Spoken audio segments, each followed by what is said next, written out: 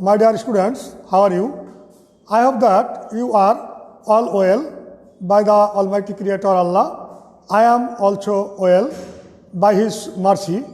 Dear students, though we are detached from our as usual class, I mean that is academic classes, but we are watching and we are taking classes through our Bhanga Government Pilot Online School. So, at first I would like to welcome all the students, guardians, teachers and well-wishers who are watching my class through Bhanga Government Pilot Online School. I would like to introduce myself. I am Muhammad Faizur Rahman, MA in English from Khulna University, Assistant Teacher English, Bhanga Government Pilot High School. Dear students, I have taken 4 classes. Today is my 5th class, and in my previous class, I have taught parts of speech. Parts of speech for class 6, 7, 8 and 9 both. Dear students, in my previous class, I told you that everything has different parts. Suppose if you compare any chair, table, school, house, books and any other instrument or even human body, you will find different parts. Suppose in our human body, I have 2 hands, 2 ears, 1 nose, a head, 2 legs, etc. So, every sentence we speak or learn has many parts. According to English grammar, you know that there are 8 parts of speech. That you may say there are 8 kinds of parts of speech. Don't you? Yes. You know that there are 8 parts of or 8 kinds of parts of speech. I taught you in my previous class about the parts. Today I will discuss the learning outcomes of my class. By the end of the lesson, SS will be able to identify parts of speech, use them in different sentences, understand their utility. Are you getting it? Dear students, the learning outcomes of my lesson today. Identify parts of speech. That means how can you identify the parts of speech? There are 8 kinds of parts of speech, you know. From them, we have to identify the particular parts of speech. Use them in different sentences. When we say or write something in our answer script or any other places, you must know the use of the parts of speech, because every sentence must have a or more than 1 parts of speeches. Understand their utility. You know that there is no sentence without parts of speech. We have to say or write any other kinds of sentences, you must use 1 or more than 1 parts of speeches, unless it will be no parts of speech. You know that a verb makes a sentence. So, verb is also a parts of speech. Dear students, I am writing some sentence.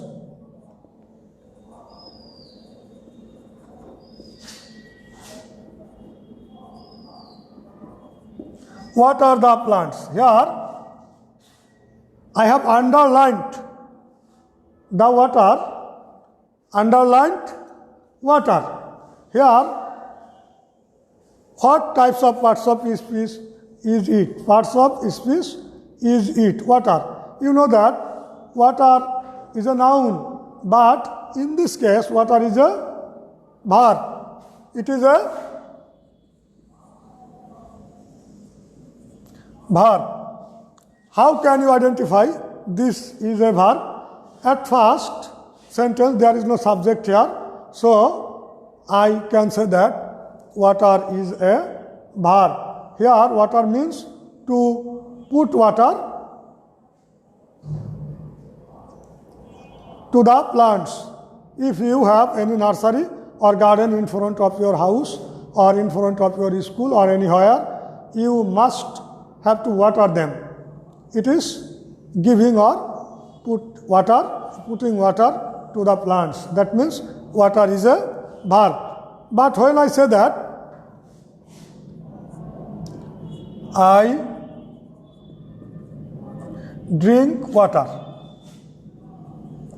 dear students, here water is a noun. Are you getting it?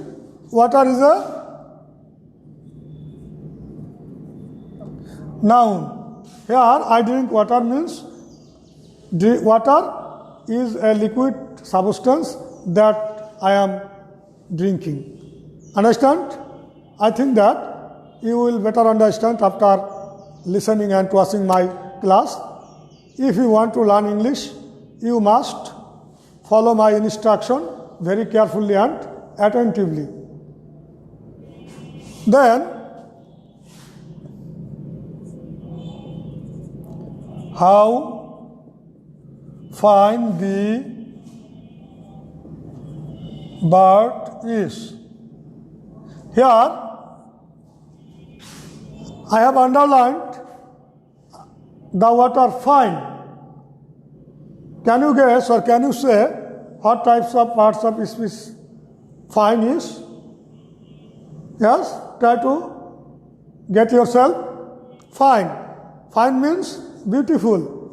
You know that the word which is expressed for any other nouns or pronouns, quality or quantity, is called an adjective. Yes, quality or quantity that express quality or quantity. Quantity means 1, 2, 3, 4, first, second, third, and such as. But quality means good, bad, nice, beautiful, fine, ugly, and so on. So here fine is a quantitative word. In this case, fine is an adjective. Yes, it is an adjective. Dear students,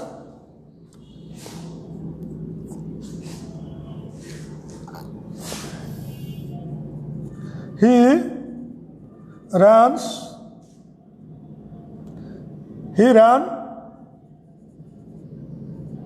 fast. If anyone asks you, how did he run? How did he run? Then I can answer, or you can answer that he ran fast. This fast has modified the word run. Run is a verb. Ran or run. Ran is the past form of verb run. So, how did he run? When you say that the hare runs fast, but the tortoise runs very slowly. I can work quickly. I can speak English fluently.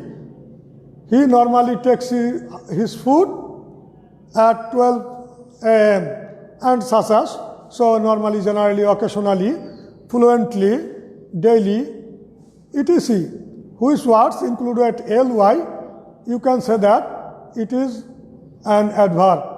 But without ly, there are some words who can modify other words or other parts of speech is called adverb. In this case, here, fast is an adverb.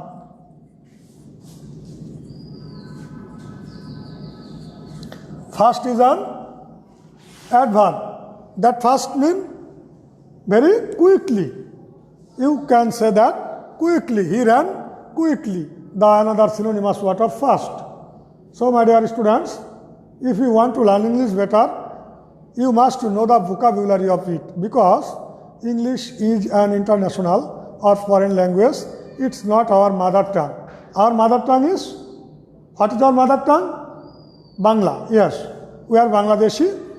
Bangladesh is our motherland, and from our early stage of our life, from the childhood, we learn Bangla as our mother tongue.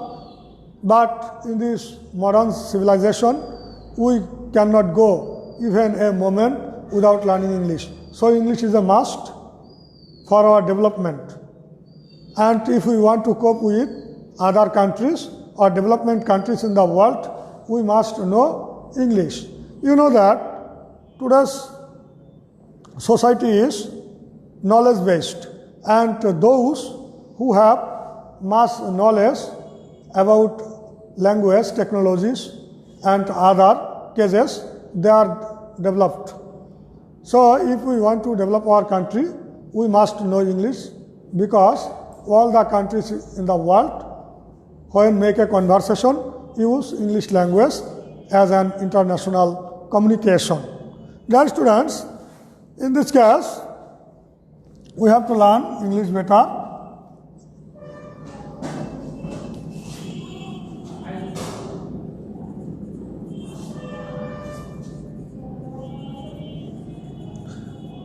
The boy came here.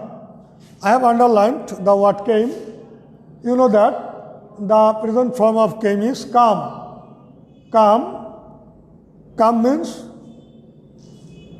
come here.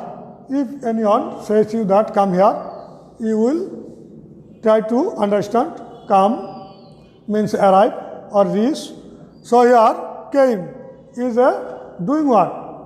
What is verb? You know that a verb is a doing what, or which was is expressed to do something is called a verb. Come, go, eat, get, grow, sleep, laugh, and so on. So I can say that come is a verb. It is a verb. A verb is a doing word.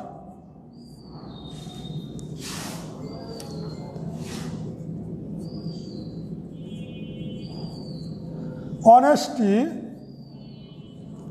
is the best policy. Dear students, here I have underlined honesty. Honesty is a name of virtue. You know that a virtue, a name of a virtue is called abstract noun. It's a name. A name is a naming word, or which is expressed for identifying a name is called a noun. You know that noun, Rahim, Karim, Jadu, Madhu, horse, cow, pen, hen, chair, table, book, pen, school, college, and so on are nouns. Here, honesty is a name of virtue. You know that honesty is a name of virtue, and it is called abstract noun.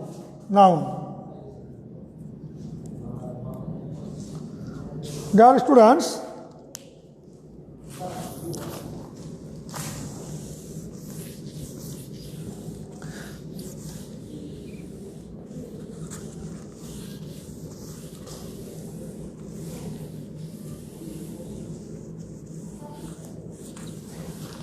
to identify the parts of speech is not a difficult task. I think that it is very easy for identifying any kinds of parts of speech, but preposition is a sophisticated or is a hard task to identify or using preposition. So today I will teach you how to use preposition in a short time or in a easiest way.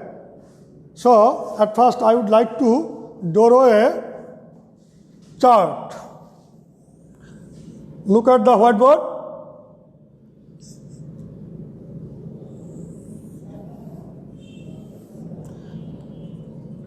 You will see that it is a circle on the whiteboard. Dear students, you will find it is a circle.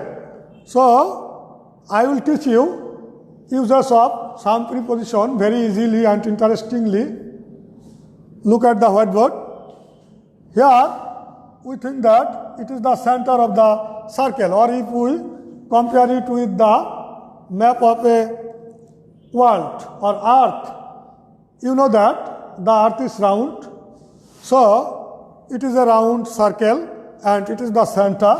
When we say that there is anything fixed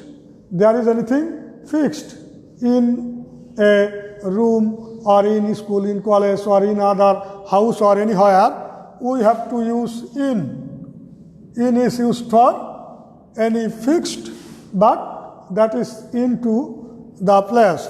But when we want to say something speed, in a speed motion, that means into. We have to use into. Into means that I can say that the teacher is entering into the classroom. The teacher is entering into the classroom.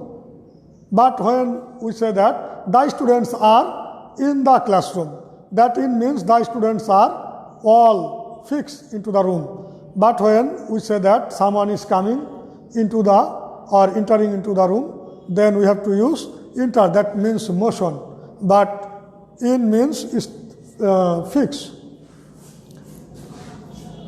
You know that when we say under or below, you know that something under or below, this is under. So, when anything attached with the roof or any other position, that means below. I can say that the fan is below the ceiling. You have ceiling fan, haven't you? Dear students, you may have ceiling fans in your houses. So, the fan is below the ceiling. But when it is fixed with our roof or ceiling, that is called ceiling fan. But when a thing or object is under but don't touch the over position, that is called under. Under, but don't touch the, when you say that the cat is under the table, the cat is under the table, or put the shoes under the cot. That means the shoes or the cat don't touch with the cot or table. This is why it is used under as a preposition. Here we have to use under as a preposition. Are you getting it? Yes. Beside. Besides, when we say that he sat beside me, besides means that means right side or left side or front side or behind, that is beside. Understand? Yes, beside. If anyone up or over, but if anyone touch with the bottom part, when we say that put the book on the table, put the book on the table, that means the book is touched with the table, and in this case we have to use on. But when some space, there is some space with our body, that I can say that the roof is over my head. The roof is over my head. Over. You mean that all are used for over, up, above, on in the same meanings, but in case of our use them in different sentences and understand their utility. From the learning outcomes to this part, you will find this utility and uses. On, that means attach or touching. If anyone puts anything on a table, that means the things, the book is touched with the table. But when I say that the ceiling or the roof is over my head, you see that the ceiling or roof is not touched with my head. So here I have to use over. But when we say that the bird is flying, dash our head, or the sky is dash our head. sky. There is no base, or the sky doesn't touch anything or anybody, anyone else. So in this case we have to use above.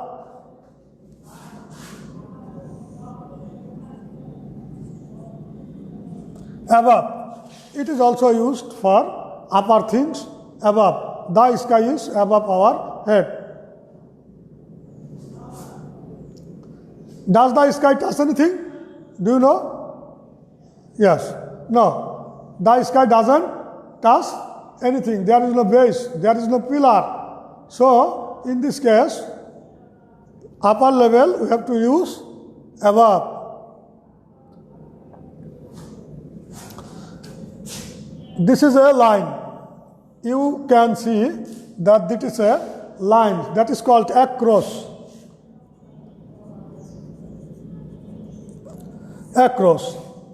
There is a bridge across the river. We can say there is a bridge, or there is a plank. You know plank? Plank is a kind of crossroad that is made of bamboo or wood on the river. You know, when we have to cross a river or a canal, you will find plank. So this plank will stand across the river. On the river, even used across the river. And thorough, when something goes in a straight line, that is used as a preposition thorough. As a preposition, we have to use here thorough. That means into the straight line. Thorough the straight line. You think that it's a circle and this line is going through the circle. Here I have to use thorough.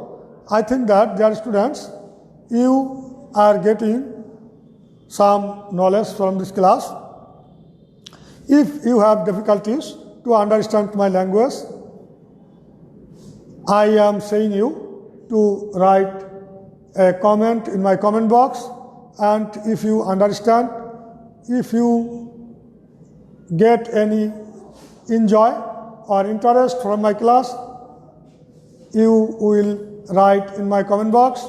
Dear students, I hope that you are hale and hearty during this COVID-19, but you don't neglect your studies. You should study regularly. Dear students, we are taking classes through Banga Government Pilot High School or online school. So here I would like to thank my honorable head teacher, Muhammad Haidar Hussain, who has created opportunity not only for me but also all of my colleagues who are participating for taking online classes. All of the students, guardians, well-wishers, teachers who are watching my class, I, on behalf of the Banga Government Pilot Online School, welcome them. And at last, I would like to thank them. Dear students, I hope that you will do better in your exam.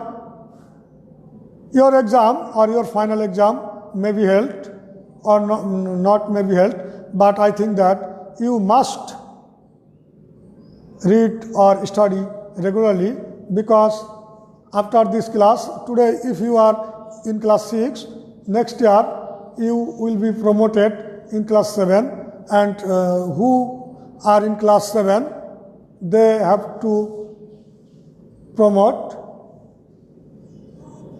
in class 8, and in this way the students of class 8 will be promoted in class 9, and the students of class 9 will be promoted in class 10. So, we should not sit motionless or idleness.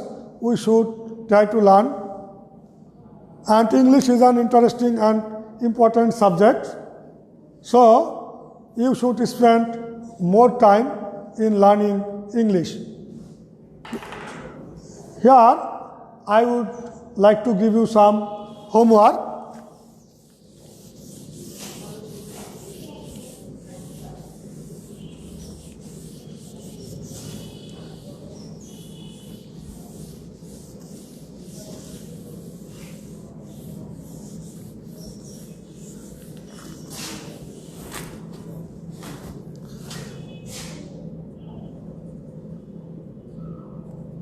Identify the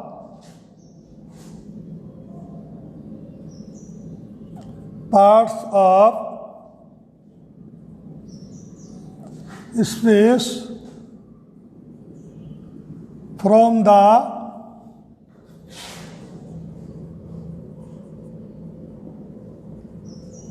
underlined words. Dear students, I am giving some homeworks for you. You have to identify the parts of speech from the underlined words. Number 1,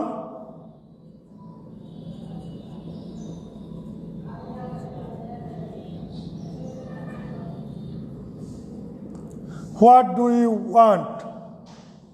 And I have underlined what?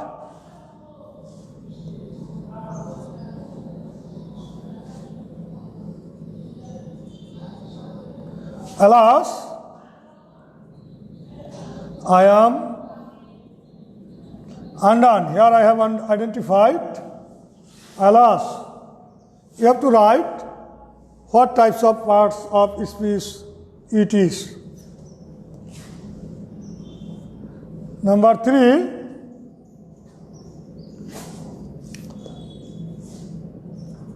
I can speak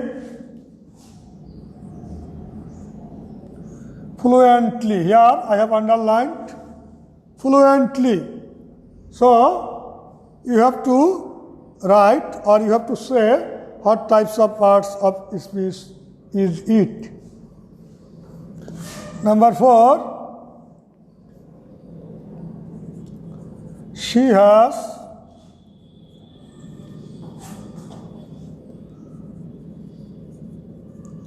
drunk tea. You are drunk. I have underlined drunk.